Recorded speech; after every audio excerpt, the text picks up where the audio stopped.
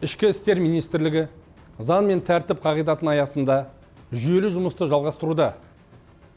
Ағымдағы жылдың басынан бастап Қазақстанда күшті әсер ететін заттардың, оның ішінде тыйым салынған қосылыстардың заңсыз айналымына байланысты құқыққа қарсы әрекеттер үшін қылмыстық жауапкершілік белгіленді. Олардың қатарында түнгі клубтарда кеңінен таралған күлкі газы деп аталатын белгілі азот тотығы да бар. Биылғы жылы есірткі қылмысына қарсы іс-қимыл бөлімшелері бірқатар өңірлерде аталған затпен толтырылған металл баллондарды заңсыз тасымалдау және сақтау фактілерін анықтап, жолын кесті.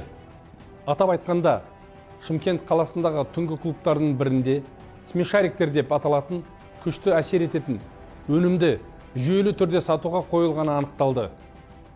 Жүргізілген жедел іс-шаралар барысында 416 баллон сақталған тұтас бір қойма анықталды.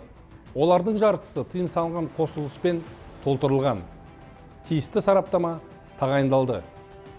Ішкі істер министрлігі ескертеді. Азот тотығын медициналық мақсаттан тыс пайдалану қауіпті және бұрын адам өліміне әкеп соққан жағдайларда орын алған.